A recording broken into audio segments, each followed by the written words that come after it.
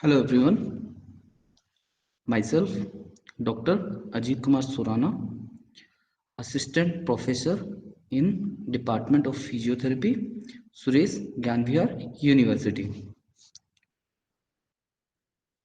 Now we are discussing about the learning objectives of the clinical neuroscience. First, we recognize the clinical presentation and describe the acute management of the subarachnoid hemorrhage. First, we recognize our clinically presentation or clinically features and describe the acute management of the subarachnoid hemorrhage. Second, we recognize the clinical presentation and we describe the acute management of meningitis or encephalitis. Now, we recognize the clinical features and we describe the acute management of temporal arteritis. Now, we describe the pathophysiology, the clinical presentation, differential diagnostic considerations, and basic management of the headache. Now we describe the pathophysiology, clinical presentation or clinical features, differential, diagnostic consideration, and basic management of the central nervous system infection. Now we describe the pathophysiology, clinical presentation or clinical features, differential diagnostic considerations, and basic management of brain tumors. Now we differentiate among the clinical syndromes associated with a headache and method of evaluation for further work of the diagnosis. And we recognize acute hemorrhage and ischemic stroke on CT of the brain. So these are the learning objectives of the clinical neuroscience, like recognizing the clinical features or clinical presentation and describe the acute management of the subarachnoid hemorrhage. Now, second one is that we recognize the clinical features and describe the acute management of meningitis or encephalitis like conditions. We recognize the clinical presentation and describe the acute management of temporal arthritis. Now, we describe the pathophysiology, clinical features or presentation, differential diagnostic consideration, and basic management of the headache. How we describe the pathophysiology, clinical presentation, differential diagnostic consideration, and basic management of central nervous system infection. Next, we describe the pathophysiology, clinical presentation, differential diagnostic consideration, and basic management of the brain tumor like of conditions. Now, we differentiate among the clinical syndrome associated with headache and method of evaluation for further work up the diagnosis. And now we recognize acute hemorrhage and ischemic stroke on CT or computer tomography of the brain. Okay, now we are discussing about the myasthenia gravis. Myasthenia gravis is relatively rare and autoimmune neuromuscular disease. Myasthenia gravis is relatively rare and autoimmune neuromuscular disease leading to fluctuating muscle weakness and fatigue. Muscle weakness is caused by circulating antibodies. The muscle weakness in the myasthenia gravis is caused by circulating antibodies that block acetylcholine receptors at the postsynaptic neuromuscular junction, inhibiting the excitatory effects of the neurotransmitter acetylcholine on the nicotinic receptors at neuromuscular junction.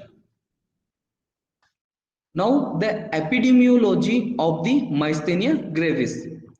The annual incidence of myasthenia gravis is approximately 10 to 20 new cases per million, with a prevalence of about 150 to 200 per million. Its prevalence has been increasing over the past several decades, secondary to better recognition and increased survival. So, in epidemiology of the myasthenia gravis, the annual incidence of myasthenia gravis is approximately 10 to 20 new cases per million, with a prevalence of about 150 to 200 per million. Its prevalence has been increasing over the past. Its prevalence has been increasing over the past several decades, secondary to better recognition and increased survival. Now, the age of onset is characterized by bimodal distribution. The age of onset is characterized by bimodal distribution with an early incidence peak in the second to third decades affecting young women and a late peak in the sixth to eighth decade that is primarily seen in men. So the age of onset of the myasthenia gravis is characterized by bimodal distribution with an early incidence peak in the second to third decade affecting young women and a late peak in the sixth to eighth decade that is primarily seen in men. Now, mechanism of injury or pathological process. Mechanism of injury or pathological process. In myasthenia gravis, antibodies form against nicotine acetylcholine postsynaptic receptors at the neuromuscular junction of the skeletal muscles. So, in mechanism of injury, pathological processes, in myasthenia gravis, antibodies forms against nicotinic acetylcholine. Myasthenia gravis, antibodies they are formed against nicotinic acetylcholine postsynaptic receptors at the neuromuscular junction. Postsynaptic receptors at the neuromuscular junction of the skeletal muscles. The basic pathology is reduction in the number of ACH receptors. The basic pathology of the myasthenia gravis is reduction in the number of ACH or acetylcholine receptors at the postsynaptic muscle membrane through postsynaptic muscle membrane brought about by an acquired autoimmune reaction producing anti-AChR antibodies. So the basic pathology is a reduction in the number of ACH receptors at the postsynaptic muscle membrane brought about by an acquired autoimmune reaction producing anti-AChR antibodies. Now, the clinical presentation of the myasthenia gravis. The usual initial complaint is a specific muscle weakness. The usual initial complaint is a specific muscle weakness rather than generalized weakness. Frequent ocular symptoms or eye symptoms, extraocular muscle weakness, extraocular muscle weakness or ptosis is present initially. Extraocular muscle weakness or ptosis is present initially in 50% of patients and occurs during the course of illness in 90% of the patients. Patients also frequently report diplopia or double vision. The disease remains exclusively ocular in 10 to 40% of the patients. So in clinical presentation of the myasthenia gravis, the usual initial complaint is a specific muscle weakness rather than generalized weakness. Usually initial complaint is a specific muscle weakness rather than generalized weakness or frequent ocular or eye symptoms. In extraocular muscle weakness or ptosis is a present initially in 50% of the patients and occurs during the course of illness, or it occurs during the course of illness in 90% of the patients. Patients also frequently report diplopia or double vision. The disease remains exclusively occurs in ocular in 10 to 40% of the patients. Now, really, patients have generalized weakness without ocular muscle weakness. Really, the patient have generalized weakness without ocular muscle weakness. Myasthenia gravis ptosis bulbar muscle weakness is also common. Bulbar muscle weakness is also common in myasthenia gravis, along with weakness of head extension and the flexion. Along with weakness of head extension and flexion. Limb weakness. Limb weakness may be more severe proximally than distal. Now the limb weakness, it may be more severe proximally than the distally. Now the isolated limb muscle weakness is the presenting symptoms in fewer than 10% of the patients. So really patient have generalized weakness without ocular muscle weakness in myasthenia gravis. Myasthenia gravis ptosis may occur.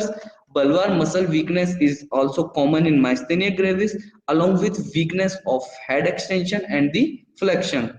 Limb weakness may be more severe. Now the limb weakness, it may be more severe proximally than the distally. Limb weakness, it may be more severe proximally than distally.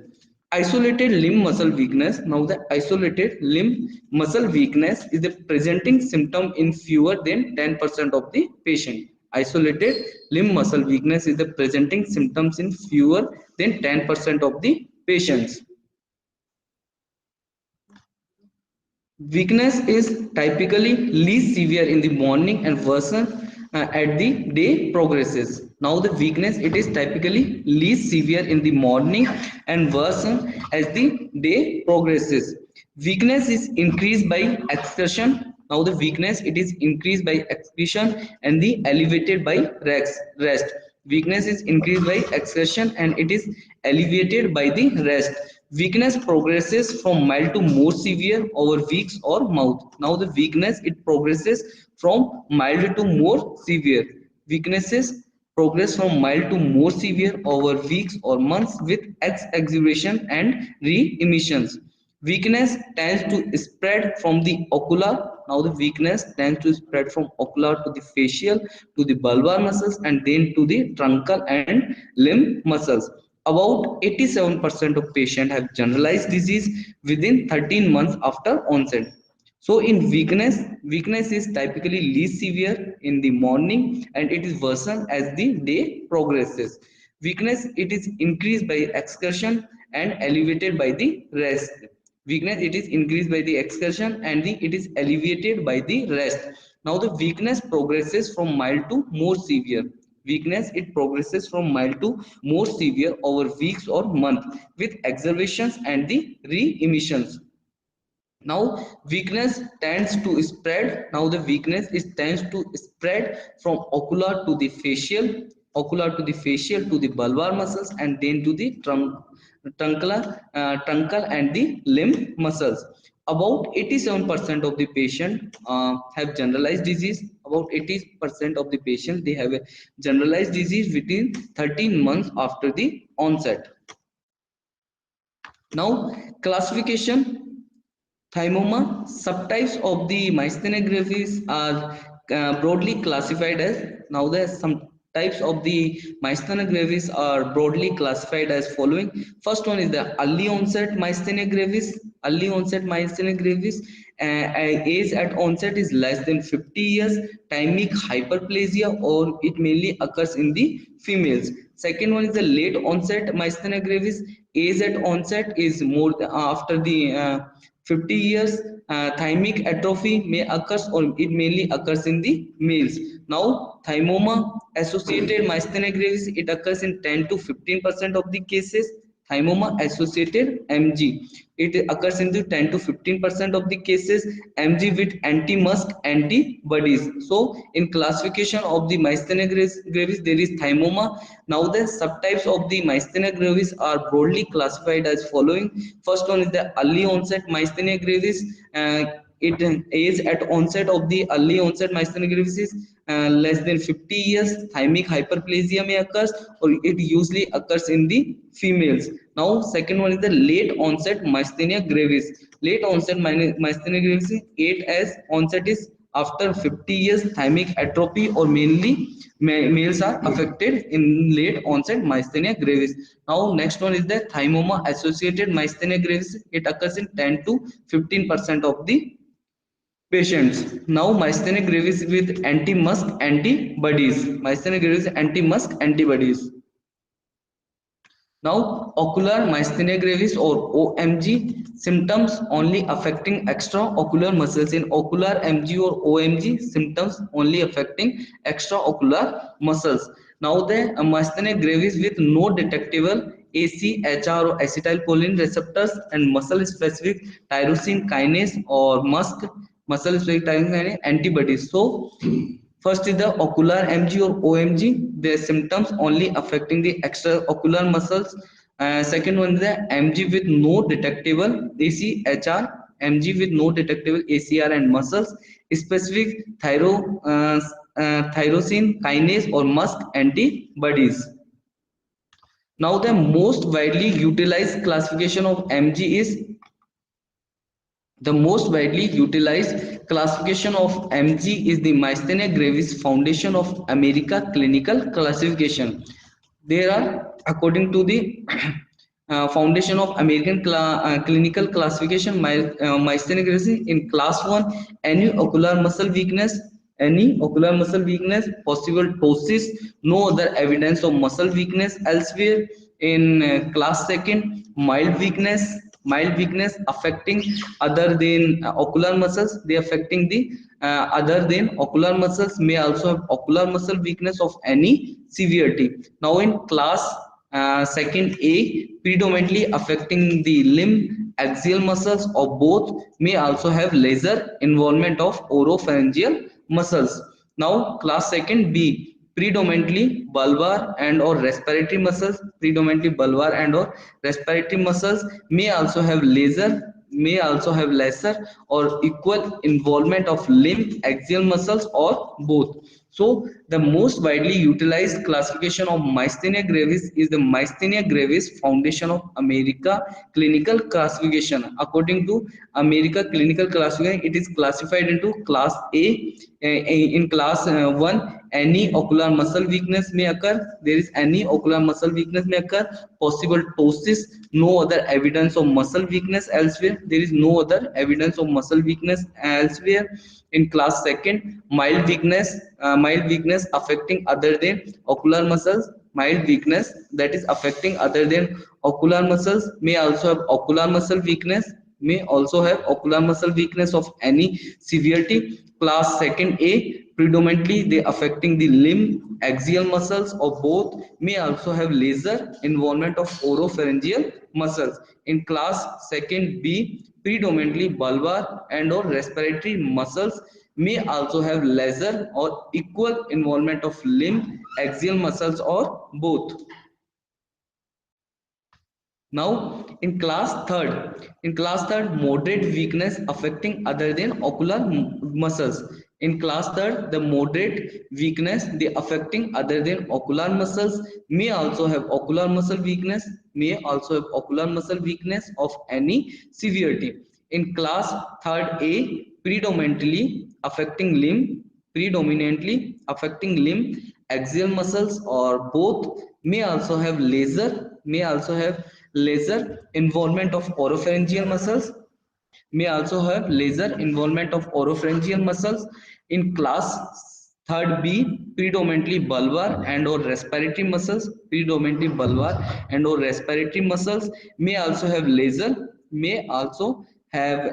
or equal involvement of limb axial muscles or both. In class 4, affecting in class 4, severe weakness affecting other than ocular muscles, may also have ocular muscle weakness of any severity. So in class 3rd, moderate weakness affecting other than ocular muscles, may also have ocular muscle weakness. They may also have a ocular muscle weakness of any severity. In class 3rd A, predominantly affecting limb axial muscles or both, predominantly they affecting limb axial muscles or both, may also have laser involvement of oropharyngeal muscles, In class 3rd B, predominantly bulbar and or respiratory muscles, may also have laser or equal involvement of limb axial muscle or both. In class 4, severe weakness severe weakness affecting other than ocular muscles, may also have ocular muscle weakness of any severity. Now, class 4A, predominantly affecting limb. In class 4A, predominantly affecting the limb, axial muscles or both. They predominantly affecting the limb, axial muscles or both. May also have lesser involvement of oropharyngeal muscles. In class 4A, there is lesser involvement of oropharyngeal muscles. In class 4B, in prominently bulbar and or respiratory muscles may involve. Predominantly bulbar and or respiratory muscles may also have lesser or equal involvement of the limb. In this, they may also have lesser or equal involvement of the limb, axial muscles or the both. Axial muscles or both. Can also include feeding tube without intubation. Can also include the feeding tube without intubation. Now in class 5th, intubation needed to maintain airway. Intubation is needed to maintain airway with or without mechanical ventilation. So in class 4A, there is predominantly affecting limb, axial muscles or both. May also have lesser involvement of the oropharyngeal muscles. In class 4B, predominantly bulbar and or respiratory muscles may involve.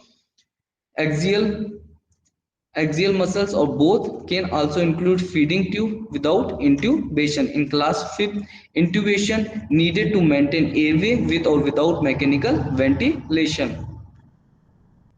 Now the diagnostic procedure of the myasthenia gravis. In diagnostic procedure, there is tensilon or tensilon test or adrophonium chloride. Tensilon test or androphonium chloride. And adrophonium chloride is a short-acting acetylcholinesterase.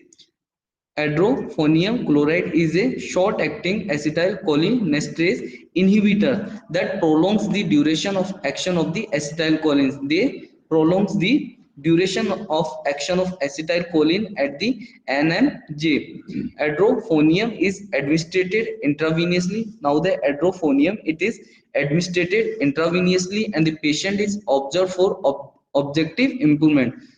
And the patient is observed for objective improvement in the muscle strength, particularly the eyelid ptosis and or extraocular muscle movement.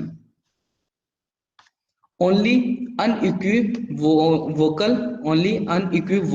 improvement in the strength of sentinel muscle should be accepted as positive result. Only unequivocal involvement in the strength of the sentinel muscle should be accepted as positive result. Patient must be connected to cardiac and blood pressure monitor. Now the patient, it must be connected to the cardiac and blood pressure monitors. It should be Patient must be connected to cardiac and blood pressure monitors prior to injection. Because of the possible risk of arrhythmia and hypotension. Because of the possible risk of arrhythmia and hypotension. Atropine should be available at the bedside. Now the atropine, it should be available at the bedside for use if an adverse event like severe bradycardia or heart rate may decrease. Now, ICE-PAC test. The ICE-PAC test is a non-pharmacological test. ICE-PAC test is a non-pharmacological test which could be considered. It should be considered in patient with ptosis. ICE-PAC is a non-pharmacological test which could be considered in patient with ptosis when the adrophonium test is contraindicated. It is performed by placing an ICE-PAC. It is performed by placing an ICE-PAC over the eye for 2 to 5 minutes and assessing for improvement in ptosis. Now, electrophysiological test. In electrophysiological test, the two principal electrophysiologic tests for the diagnosis of myasthenia gravis are repetitive nerve stimulation study and single fiber electromyography. So two principal electrophysiologic tests for the diagnosis of the myasthenia gravis are the repetitive nerve stimulation study and single fiber electromyography. Now the repetitive nerve stimulation test neuromuscular transmission. It is performed by stimulating the nerve supramaxillary at 2 to 3 hertz. A 10% decrement between the first and fifth evoked muscle action potential is diagnostic for myasthenia gravis. In the absence of discriminant, exercise can be used to induce excision of the muscles and document decrements. The test is abnormal in approximately 75% of the patient with GMG and 50% of the patient with OMG.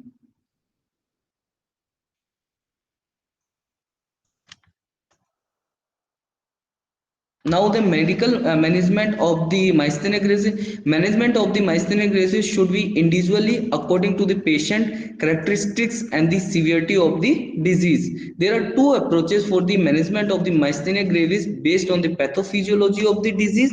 The first is by the increasing the amount of acetylcholine that is available to bind with the postsynaptic receptors using an acetylcholinesterase inhibitor agents, and the second is by the using immunosuppressive medication that decrease the binding of acetylcholine receptor by the antibodies. There are four basic therapies used to treat myasthenia gravis: symptomatic treatment with acetylcholinesterase inhibitors, rapid short-term immunomodulating treatment with plasmapheresis, and the intravenous immunoglobulin.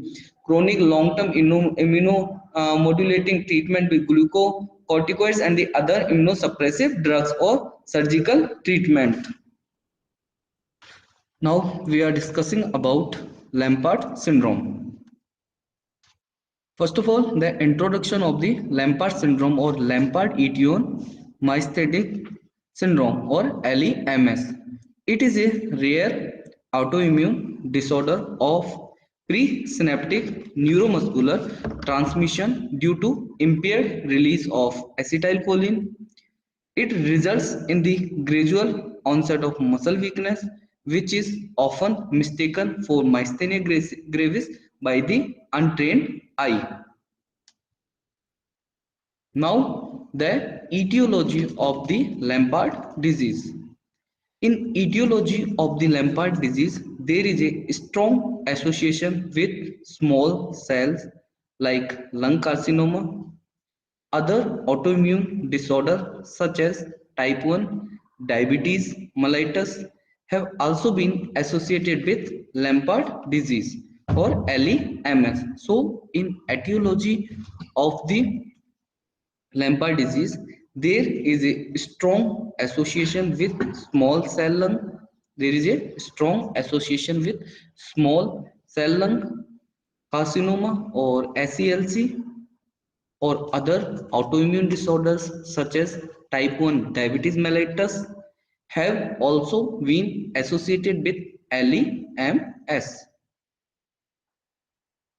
Now the pathophysiology of the Lampard disease. In pathophysiology of the Lampard disease, there is calcium plays an important role in the release of acetylcholine from its vesicles within the presynaptic membrane of the neuromuscular junction. In LEMS, antibodies are created against the voltage-gated calcium channels that mediate the release of acetylcholine. This blocks the normal flow of calcium, thereby preventing the release of ACH from its vesicles. There is a little to no ACL entering the synaptic cleft. Therefore, there will be minimal to no muscle contraction. So, in pathophysiology of the Lampard disease, calcium play an important role in the release of acetylcholine. Calcium, it mainly play an important role in the release of ACH from its vesicles within the presynaptic membrane, within the presynaptic membrane of the neuromuscular junction, within the presynaptic membrane of the neuromuscular junction. In LEMS, antibodies are created against the voltage-gated calcium channels. In LEMS, the antibodies they are created against the voltage gated calcium channels that mediate the release of acetylcholine. This blocks the normal flow of calcium. This may block the normal flow of calcium, thereby preventing the release of ACH from its vesicles. There is little to no ACH entering the synaptic cleft. Therefore, there will be minimal to no muscle contraction. Therefore, there will be minimal to no muscle contraction.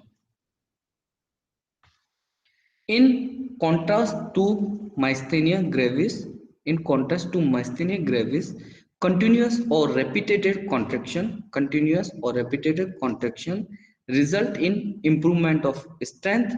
This is termed as post-exercise or post-activation facilitation. It occurs due to increased influx of calcium. It mainly occurs due to an increased influx of calcium in the presynaptic membrane. By repetitive muscle contraction, this calcium buildup facilitates the release of ACH by binding with multiple vesicles. ACH by binding with multiple vesicles. In time, the excess calcium is cleared off by mitochondria. Thus, this effect is temporary. So, in the contrast to myasthenia gravis, continuous or repeated contractions result in improvement of strength This is termed as post exercise or post activation facilitation. It occurs due to an increased influx of calcium in the presynaptic membrane by repetitive muscle contraction. This calcium buildup facilitates the release of ACH by binding with multiple vesicles. In time, the excess calcium is cleared off by mitochondria. Thus, this effect is temporary. Now, the clinical features of the Lampard disease. The patient will usually be an adult male over the age of 50 presenting with either of the following. Means the patient will usually be an adult male over the age of 50 presenting with either of the following. First one is the weakness. It is commonly seen in proximal lower limb muscles.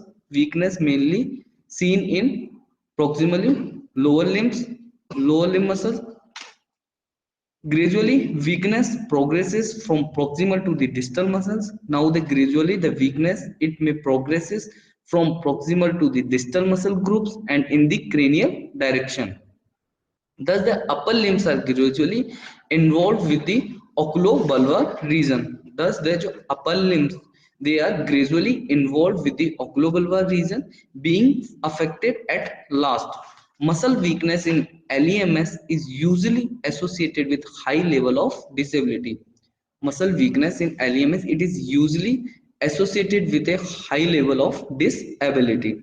The clinician can elect the Lampard sign. The clinician can elect the Lampard sign wherein the grip become more powerful on repetitive evolution of strength. Weakness is aggravated by heat and exhaustion. So in clinical features, the patient will usually be an adult male over the age of 50. They presenting with either of the following. First one is the weakness. Weakness mainly it is commonly seen in proximal lower limb muscles. Gradually, the weakness progress from proximal to the distal muscle group and in the cranial direction. Thus, the upper limbs, the upper limbs are gradually involved with the oculobulbar region. Upper limb, they are gradually involved with the oculobulbar region being affected at last. Muscle weakness in LEMS or Lampard disease is usually associated with high level of disability. muscle weakness in Lampard, it is usually associated with high level of disability. The clinician can elect the Lampard sign, wherein the grip becomes more powerful. In Lampard sign, wherein the grip become more powerful on repetitive evaluation of strength. Weakness is aggravated by heat and exhaustion. Now, next clinical feature is hyporeflexia. Depressed or absent deep tendon reflexes are common sign. Depressed or absent deep tendon reflexes are common sign. However, the patient may present with normoreflexia after exercise. Next is the autonomic dysfunction.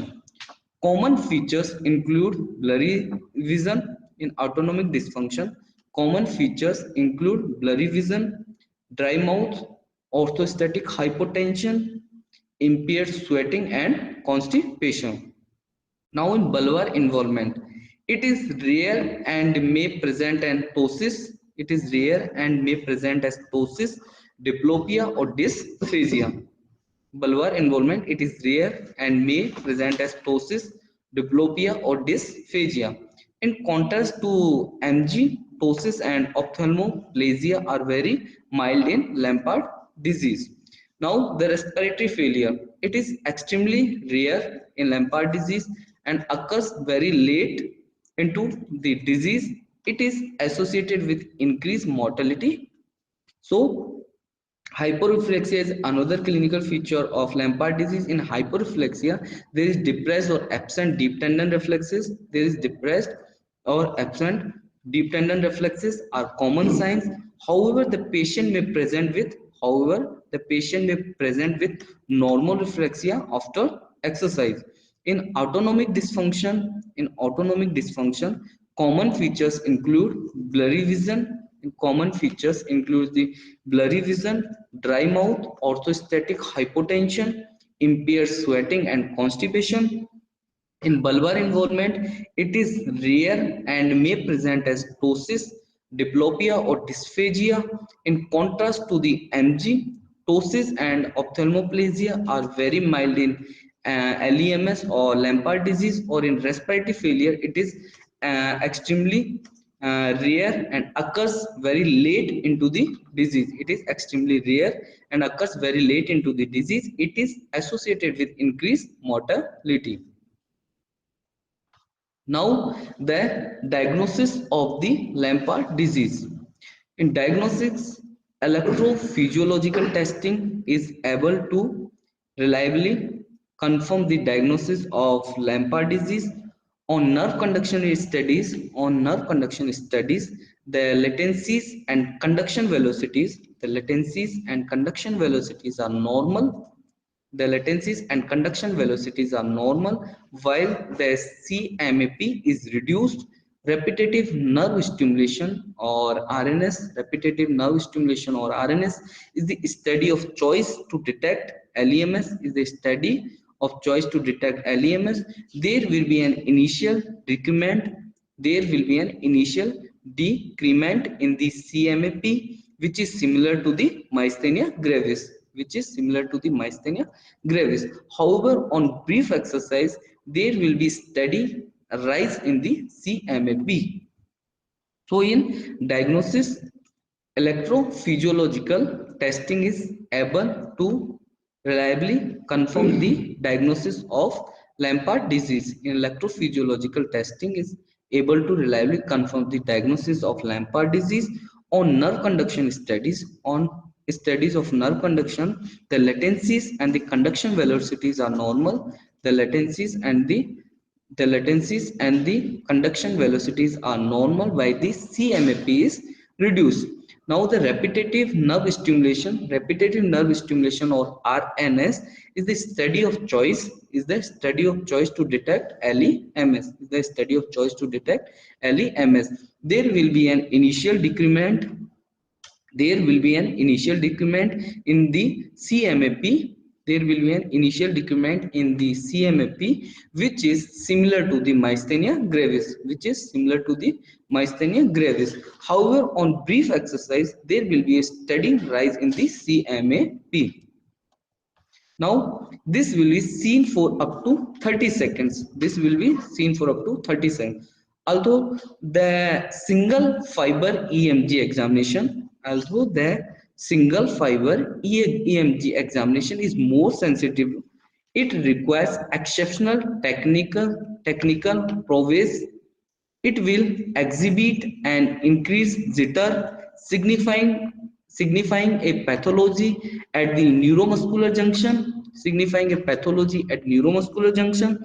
Unfortunately, it is unable to differentiate between MG and LEMS. So this will be seen for up to 30 seconds. This will be seen for up to 30 seconds. Although the single fiber EMG or electromyography examination is more sensitive for Lampard disease, it requires exceptional technical prowess. It requires the exceptional technical prowess. It will exhibit an increased jitter. It will exhibit an increased jitter, signifying a pathology. It will signifying a pathology at the neuromuscular junction signifying a pathology at the neuromuscular junction. Unfortunately, it is unable to differentiate between myasthenia gravis and the Lampard disease. In EMG confirmed cases of LEMS, or Lampard disease, most patients will demonstrate antibodies to voltage gated calcium channels on serological testing. Secondary laboratory tests such as creatinine kinase, thyroid function test may assist in reaffirming the diagnosis. On confirmed diagnosis of Lampard disease, the clinician may suggest a CT or MRI scan to screen for tumors, especially lung carcinoma. So, in EMG confirmed cases of LEMS, or Lampard disease, most patient will demonstrate antibodies to voltage gated calcium channels. Most patient will demonstrate antibodies to voltage gated calcium channel on serology testing. Secondary laboratory tests such as creatinine kinase, thyroid function test may assist in reaffirming the diagnosis. On confirmed diagnosis of LMS or Lampard disease, the clinician may suggest a CT or MRI. It may suggest a CT or MRI scan to screen for tumors, especially lung carcinoma. Now, the medical management of the Lampard disease or LEMS, medical management is strictly symptomatic as there is no cure yet. The common medical intervention includes the following. So, in medical management of the Lampard disease, the medical management is strictly symptomatic. The medical management of the Lampard disease is strictly symptomatic. Is there is no cure yet for the Lampard disease. In the medical management, the common medical intervention includes the following. First one is pharmacotherapy. In pharmacotherapy, potassium channel blockers such as guanidine and aminopyridine increase intracellular calcium levels by inhibiting mitochondrial activity. Second is the acetylcholinesterase inhibitors like pidostigmine prevent the destruction of acetylcholine, allowing ACH to accumulate in synaptic cleft. This leads to prolonged and repetitive stimulation of postsynaptic ACH receptors. So, in pharmacotherapy management, medical management of the Lampard disease, potassium channel blockers such as guanidine and aminopyridine, they increase intracellular calcium level. They increase the intracellular calcium level by inhibiting mitochondrial activity. They increase the intracellular calcium level by inhibiting mitochondrial activities. And now the acetylcholinesterase inhibitors like pidostigmine, they prevent the destruction of the ACH or acetylcholine. They allow acetylcholine to accumulate in the synaptic cleft. They allowing the ACH to accumulate in the synaptic cleft. This leads to prolonged and repeated this lead to prolonged and repeated stimulated of post-synaptic ACH receptors.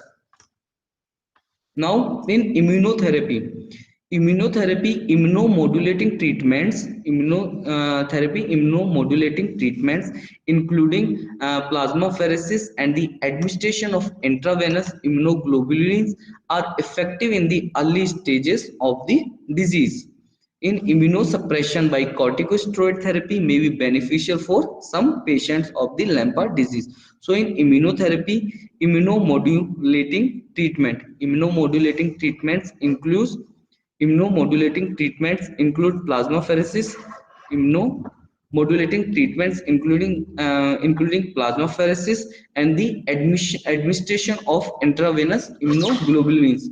Administration of the intravenous immunoglobulins are effective.